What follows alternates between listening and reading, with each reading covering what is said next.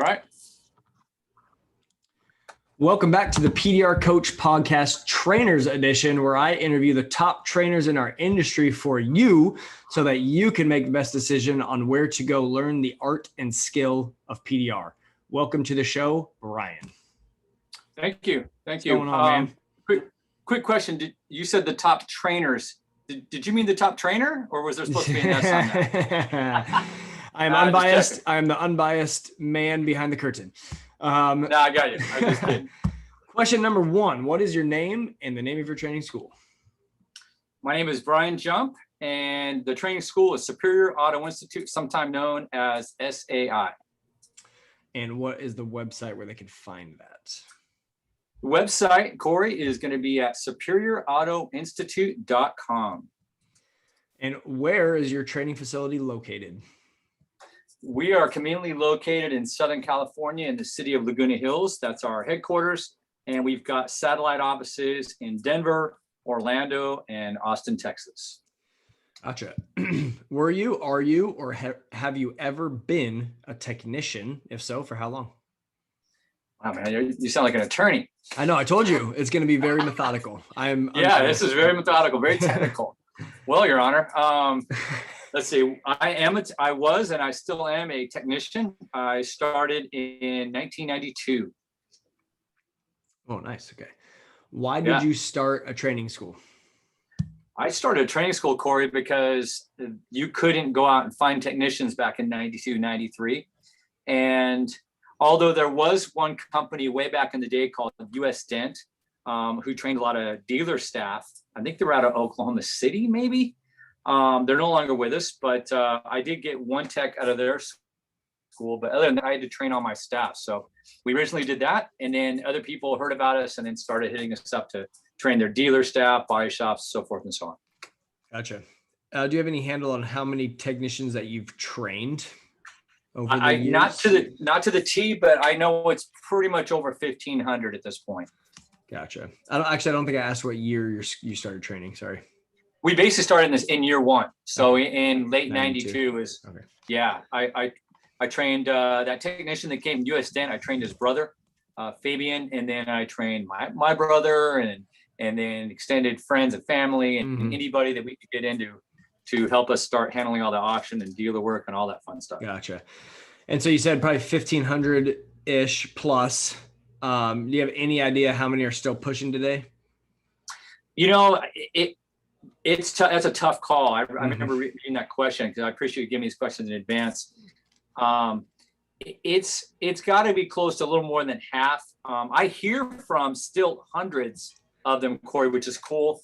And I mean, people, you imagine there wasn't training in Australia back in the day. There wasn't training in the UK or South America. So Japan, Taiwan, all these guys had to come over. So I still, Instagram hasn't been around that long. So some of those guys started. I hear from guys still that, hey, I trained back with you in 99 or something. And I'm just a dealer tech, I'm not even on Instagram kind of thing. Or they're flipping over. So it's, to answer that question in a really long way, I still talk to hundreds of them, but if I had to guess, I'd say more than half. All right. During your training program, how many do you train at once simultaneously? Yeah. Back in the day, we did quite a bit more, but right now it's about quality, Corey. So my happy spot is 1 to 2. Gotcha. Why should a new technician pick your training school? What's unique about going to SAI? Right. Well, first of all, I enjoy doing it. I don't need to do it. I'm not saying I'm Warren Buffett, but from a financial standpoint, or Charlie Munger or any of these, the big wigs. But no, after all those years, Corey, we've done quite a bit. And we've done some smart things with our money, but I enjoy that connection, first of all. It's kind of like my happy spot is when I train somebody, and I really don't train for my own company anymore. When I need a new tech, I usually broker or hire somebody out because there's enough guys out there now. But when I'm going to train somebody, let's say it's going to be a young family guy. Like I just trained a guy who's from Brazil, currently living in Colorado, and he's got a young baby and a wife. Those are the kind of guys that I like to train. I'm not so much the guy for, let's say, the retirees or the hobbyists, because at the end of the day, as the tech, it's a lot of work. It involves a lot. So that's kind of where my sweet spot is. I want to get with somebody who's really going to devote their time. And if somebody is that kind of person, it's kind of like I'm flipping the question, so to speak. So why should somebody pick us? Well, at the same time, I kind of pick them too. I want them to put the time in, Corey. I want them to devote their mental approach. I want them to get a permission from any loved ones that they're going to need that time, and give them that time and space to put it in, because it takes a lot of time. So why should they pick us? Number one, I'm gonna be there behind them, and I'm gonna push them as long as they're in for the long haul. I'm in for the long haul. We are a retail store, so they're going to be eventually working on our customers' cars. So they dang well better know what the heck they're doing when they do. I've got a technician that's sitting 10 feet from me right now, a former student who's here helping me out today, as a matter of fact. So that leads credence to that. We do what's called pre-training. So before somebody comes in to train, Corey, it takes months, if not longer, to learn it. So one of my little things is, I realized that years ago for my own techs. So I actually want people practicing some fundamentals and some little homework before they come in and train. So that's another thing we do. We call it pre-training. So it's all that. It's training at a retail store. It's doing the pre-training.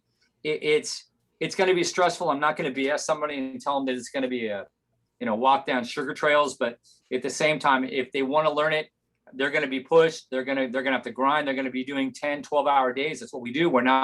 This isn't the Club Med or the Hyatt. This is it's a lot. And if I could take it even a little bit farther, because that's a big question. From a technical, I made some notes here, so you can tell I'm prepared for this. That's fine, Your Honor. They're going to work on customer cars when they're ready. Not on day one. I don't want to fix up broken paint and everything. We use induction coils, which you know what those are. We deal with metal stabilization. We do with doing not only big dents, but big dents quick. We make custom tools in-house. So a lot of the stuff, like our special tap down, the stuff, they're not even available on the market. Some special screw-on tips for big dents. So it's, there's a lot there, but it's what I've learned over doing this stuff for almost 3 decades, Corey. It's, I'm old man, grandpa PDR, and I'm not saying it's the best, but it's worked for my people and for my students. So that's in a nutshell, a big nutshell, kind of what's different and unique to us. Gotcha. That's an answer for you. Yep. Where was I here? Can you summarize your philosophy on PDR training and how that works? Right. Well, I kind of even touched on a little bit back in that answer, so I won't repeat it, but the person has to dedicate themselves. That's my philosophy. I've seen it both ways. I've seen people, let's say I get a guy that's from a dealer, Corey, and the dealer wants him to train, but the dealer's paying for it, right? And so how vested is that person really going to be when the bill is being paid by somebody else? How accountable are they going to be? How much thought process and devotion are they going to be to the process? So my philosophy is a person has to mentally be ready and physically be available to put the time in. And then when it comes to actually learning the process, it's not video, it's not spoken words, in my opinion. I think the best way to learn is hands-on, tangible, doing it. So that's why I think the idea of having a retail store and having students actually work on cars and watching us do repairs in and out of the training, I think that really kind of brings them along at a fast pace versus, let's say, watching video or trying to do remote training. Gotcha. And I missed this question too. I apologize. So go I ahead. asked how many you train at a time. You said 1 to 2. How long is the training? The training on average, Corey, is 1 to 2 weeks. Mm-hmm. We go as long as 4 weeks. I generally don't go longer than that because I haven't really seen a need for it. Typically, somebody who needs to go longer than that, unless they're working for us and they're doing like an apprenticeship, let's say. Typically, more than 1 or 2 weeks hasn't been a need. I mean, most of these guys, especially if they're doing that pre-training where they're already putting in hours in advance, that's kind of the goal. So yeah, 1 to 4 weeks, averaging, let's say 2. Gotcha. What do you offer your trainees outside of the physical PDR training? For example, tools or a list to get some tools, not the right tools, get some tools, or providing them actual physical tools with the package? Or do you help them with PDR pricing, marketing, sales, website, anything else outside of just physical PDR training? Yeah, good question. Well, obviously the main thing they're typically coming to us, if they're coming as a new student, it's going to be the physical training. So that's number one. Yep. Number two, because we have to take a lot of breaks so their eyeballs don't fall out of their skulls during the training, because everybody wants to, Superman laser beam the dance at the beginning because their brains don't quite understand how to conceptually read a light. We do meetings usually in the morning and the afternoons, and then usually when we're eating. So it's usually 2 to 3 meetings. We break those meetings up, Corey, into what we do. We do marketing meetings essentially, and those will comprise themselves of mobile tech RX run-throughs. We'll have the students actually ride shotgun out in the parking lot. We're doing estimates with the customers, and then we'll do Q&As. We do what I call smart pricing, where we not just go off of what mobile tech spits out, but let's say you've got a 2000 Kia versus a 2022 Porsche Carrera. Is it going to be the same price on mobile tech? We talk about how to adjust off of that. Marketing wise, we talk a little bit about how, the online space, like how to set up a Google and a Yelp and a Facebook, Instagram, and all that. Not a deep dive. It's basically like an introduction. They do get paperwork on that. If they need a business strategy or they want to know how to set up a legit business, let's say business insurance, let's say a DBA, getting checkbooks or running credit card payments for retails, whatever. We do go through that. But once again, it's not a deep dive. This is stuff just to basically get them started. Additional stuff that we might do outside of physical, solely PDR. We'll cover a little bit of R&I through the class, although it's not full R&I. We're not going to break down, Corey, how to pull down a headliner on a Saab 9000, or how to take off all the trim and stuff. But we'll go into basics. We go into paint polishing, because that is, even though we call it paintless, it's everything but that. There's a lot of paint involvement. So we show them how to polish and buff and color sand and what have you as necessary. So there's quite a bit. I mean, but to your point, the thing that there's a good idea for what you do, because we don't go deep. We don't cover how to go out and get auctions or dealer groups or things like that. It's it's a good thing that you're out there filling this gap, because like you could see, we start the engine, but to continue it going down the road, there's going to be other things that most people are going to need. Awesome. And just to anything with tools? Sorry, tools. Yes, we manufacture tools in-house. Basically what we'll do is some people will electrocute tools. Some people will not. Some people have already bought tools, which is fine. I ask them to bring them to class if they have bought additional brands, so they become familiar with them instead of using ours. We don't provide everything for everybody. So let's, for example, say that they want to add on and they want to go pretty crazy on glue pulling. So we'll guide them through Kiko's website, for example. We'll introduce them to Keith's stuff, at Black Plague and so forth and so on. So since glue pulling is a large part of the training, we do go through that as well. That's part of the morning meetings. We do obviously that's part of the physical training too, the glue pulling, but where to get the stuff, what's the right stuff to buy? Should I buy, a Kiko slide hammer, Corey, or a lifter, or should I go get a cheap Chinese one? And, all that, we cover all that stuff, because that's key to doing good dance. Sure. Do you teach anything to them about ergonomics or protecting your body while performing this physical skill?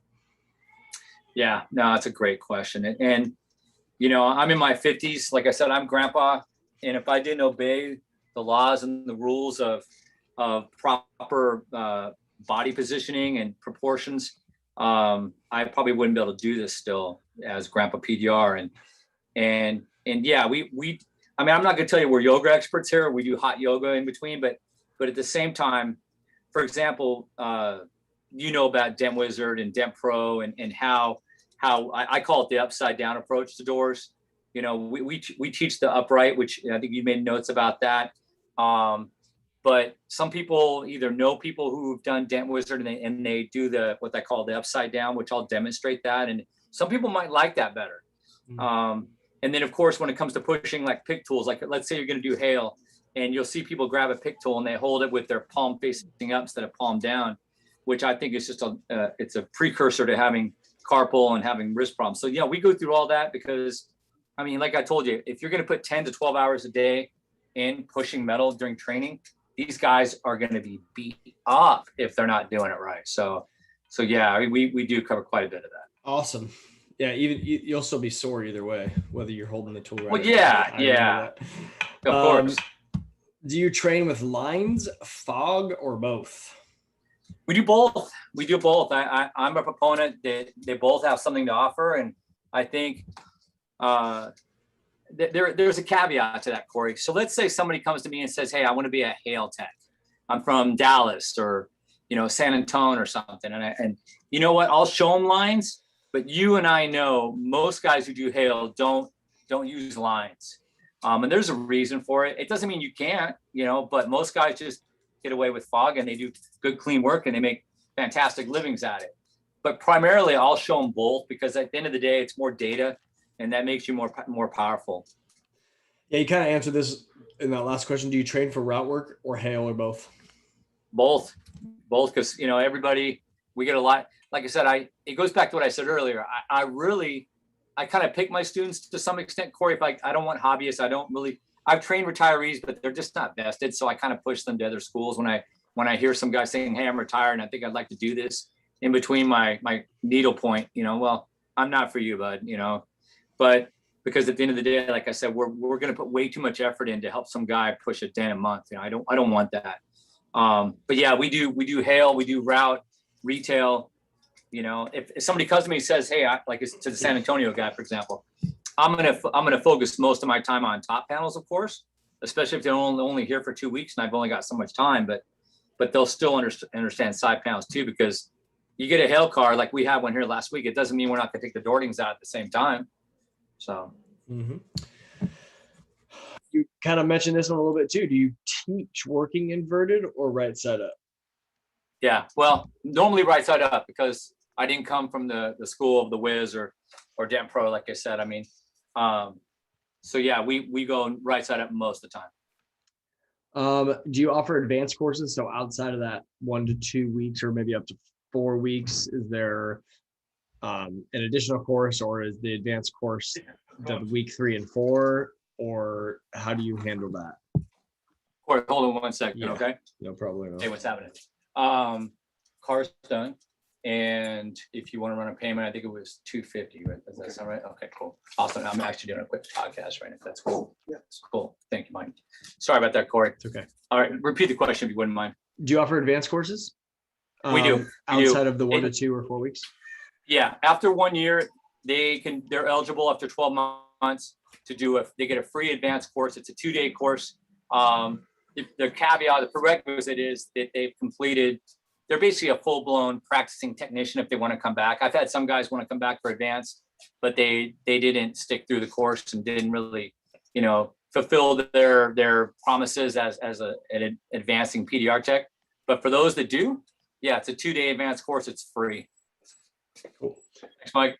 Do you train any techs for any large companies or manufacturers? We do. Yeah. Very proud of that.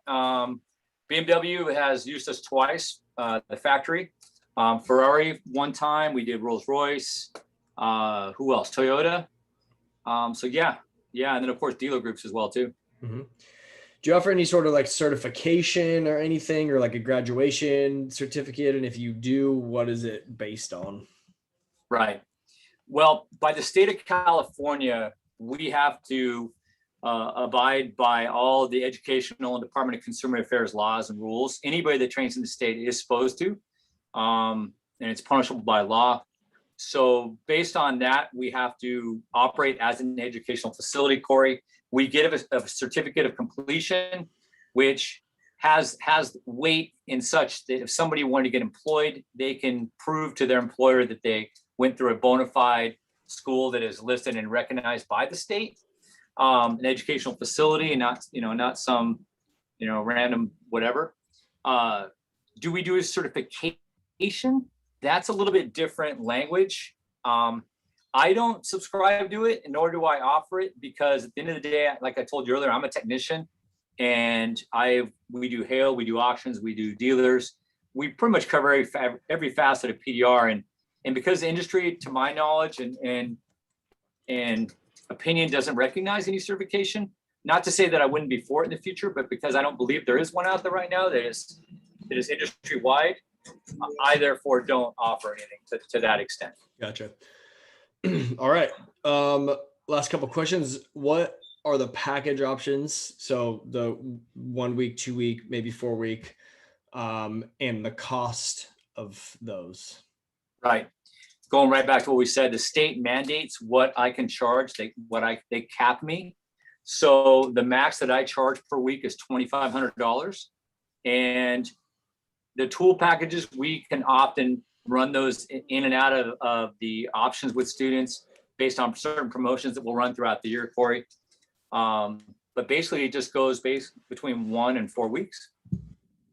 Oh, if you want 1 week, it's 2,500, 2 is 5,000, 3 is 7,500. Yep. Okay. That's pretty much the way it goes. And the advanced 2-day is free as long as you have been fixing dents. Got it. Yeah. How can potential clients pay you? Check, cash, card, Bitcoin, crypto. All things. Got it. Pretty much. Yeah. All right. Last question is kind of more of a fun one. Where do you see the future of PDR going, and kind of how are you adding to that? Yeah. Well, we're already seeing it. The cool thing about PDR, Corey, and this is a tech and a service, and your family's involved, which is cool. More insurance is becoming more insurance companies are becoming more involved with us. If you could acknowledge that. The retail consumers it's permeating the space. It's becoming more of an option now. People know the paintless stain repair and PDR phrase is becoming more commonplace, meaning we're getting more business just because the market's they're becoming more educated. It's so much better now in 2021 than it was in 1991, so that I see more of that. I think with global warming, and you're sitting probably in 100-degree plus weather right now up north, I'm sitting at 90. I think the focus on green and our air and going as green as we possibly can, PDR is that option, Corey. So I think you may see grants given to some of us. You might see different opportunities, like I said, because of insurance, because of not welding on vehicles and instead doing more glue pulling. There's just so much technology is coming down the road. We got magnetics. Maybe you've heard of ultrasound that Bentley's been working with. There's some cool stuff that's out there that's starting to kind of get into our industry, and it's really exciting. So I see it getting better all the way around. For more money, better repairs, bigger repairs. It's just, these are exciting times. Awesome, dude. I appreciate you coming on and recording that for some potential clients. Yeah, I appreciate the time and asking all the questions. And as always, it's great talking with you, Corey. And hopefully it's not too uncomfortable. You don't look like you're sweating. It must be pretty good air conditioning in that house here. Yeah, man. I appreciate you coming on. We'll talk soon. Hey, my pleasure. Take it easy.